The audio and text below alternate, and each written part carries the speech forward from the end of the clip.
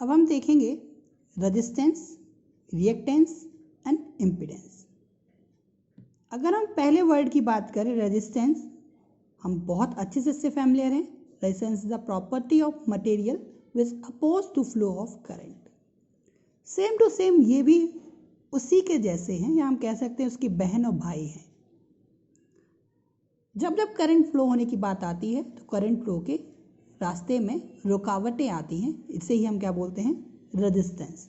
लेकिन अभी तक हमने इसको केवल रेजिस्टेंस बोला था, अब हमें कुछ स्पेसिफाई करना पड़ेगा कि कब हम इसको रेजिस्टेंस बोलेंगे, कब रिएक्टेंस बोलेंगे और कब इम्पीडेंस बोलेंगे।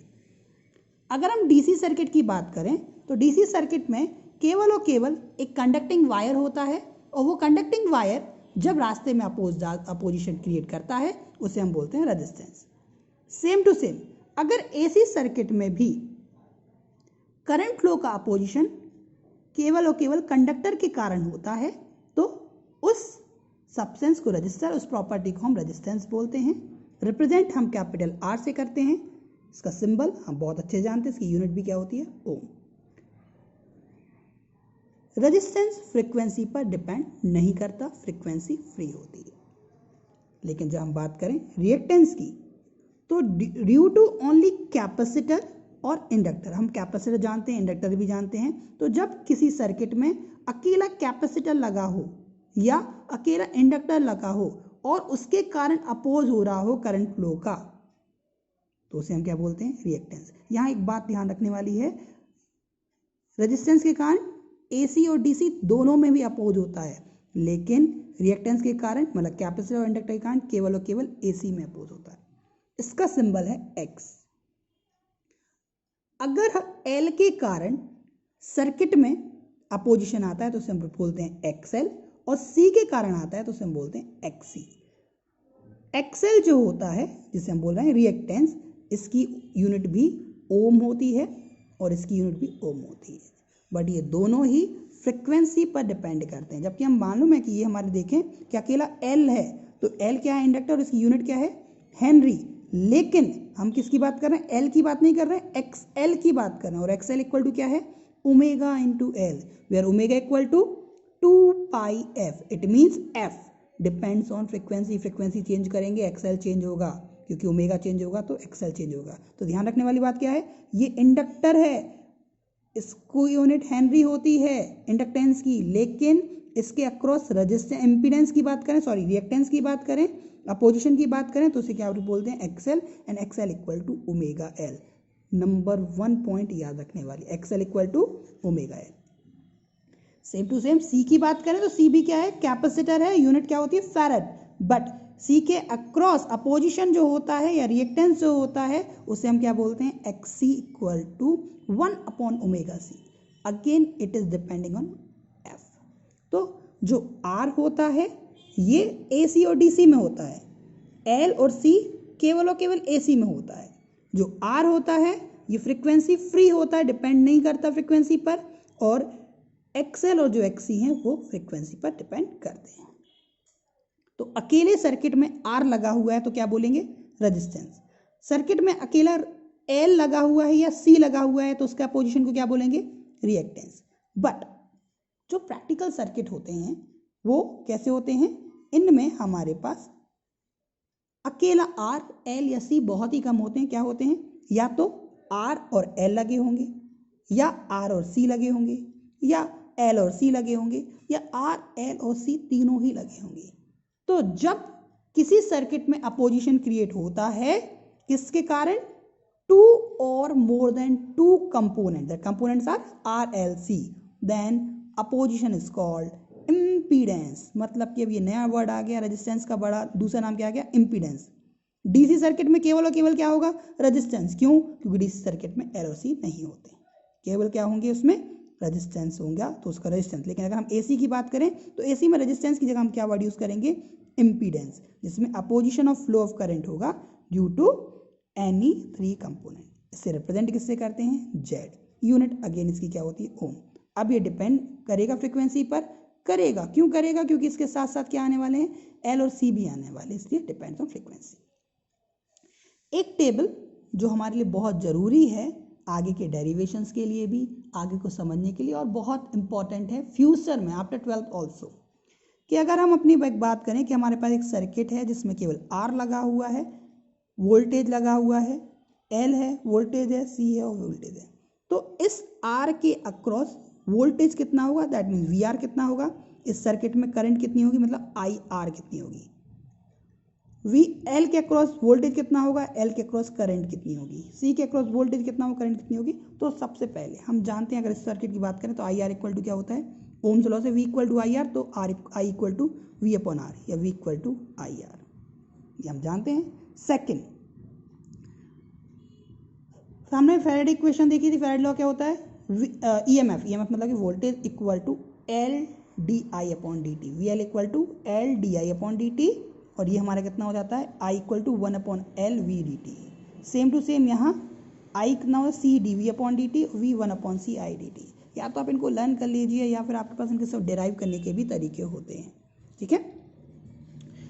याद रखना है कि अगर हम एल की बात करते हैं तो एल में आई में 1 अपॉन एल आता है, तो वी में एल आता है, तो अगर इसमें 1 अपॉन एल आ रहा है तो आई में सी में क्या आएगा, ऊपर सी आएगा, और वी में क्या आएगा, 1 अपॉन सी। यहाँ डिफ्रेंसिएशन, यहाँ डिफ्रेंसिएशन, यहाँ इंटीग्रेशन, यहाँ इंटीग्रेशन, जस्ट अपोजिट थिंग्स, ठीक है। ये भी कैसे आया है हम जानते हैं, सी इक्वल टू क्या होता है, क्यू अपॉन वी, ठीक है। तो अब क्यू इक्वल टू क्या आ जाएगा, सी इंटू वी, और आई इक्वल टू क्या होता है, D Q upon D T. तो उसका जब डिफ्रेंसिएशन करेंगे तो आंसर ये आएगा, और जब इसको इधर ही रखा तो हमें क्या चाहिए, वी चाहिए, तो इसको इस साइड ले जाइए तो क्या आ जाएगा, आई डी टी, सी को इधर ले आइए क्या आएगा, 1 अपॉन सी, और इंटीग्रेशन कर दिए तो क्या आ गया, 1 upon C I D T. Same things हैं, ठीक, लेकिन हम इनको एक टैबलेट फॉर्म में इनको अरेंज करते हैं। अब कॉन्सेप्ट आता है लीडिंग एंड लैगिंग। यहाँ अगेन आपको एग्जाम में इस टॉपिक से क्वेश्चन आएगा कि विच component is which thing is leading और लैगिंग, मतलब कि सर्किट में करंट लीड कर रहा है या वोल्टेज लीड कर रहा है, या करंट लैग कर रहा है, वोल्टेज लैग कर रहा है। तो इससे सबसे पहले समझने से पहले हमें क्या देखना पड़ेगा, फेस एंगल।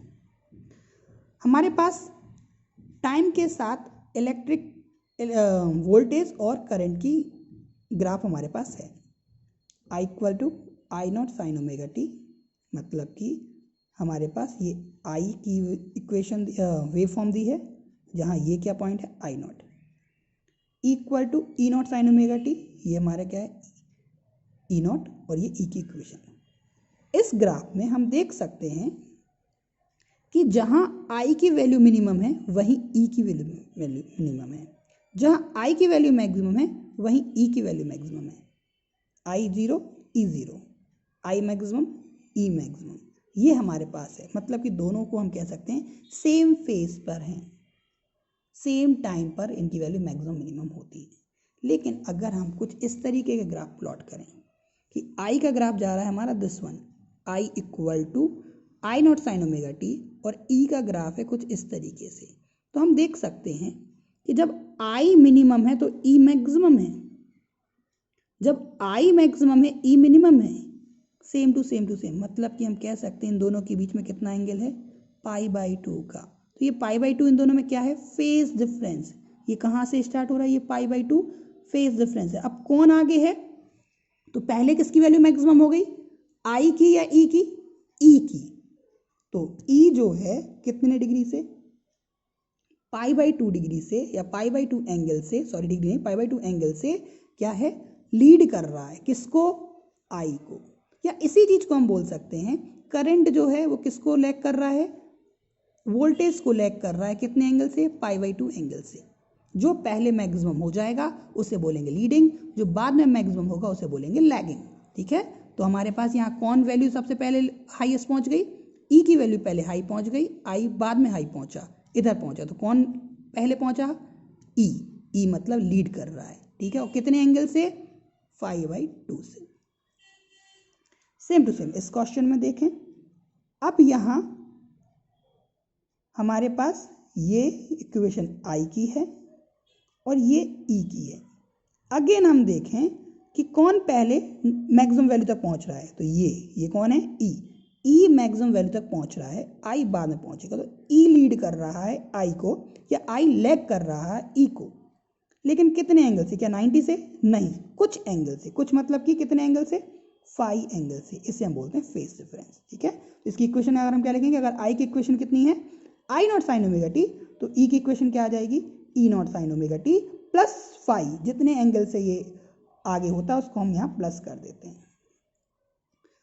अगेन देखें, यहाँ देखें, ये हमारी आई की इक्वेशन है, ये ई की इक्वेशन है, तो कौन पहले 90 पे पहुंच गया, आई, तो इसमें कौन लीड कर रहा है, आई, इन दो केस में कौन लीड कर रहा था, ई।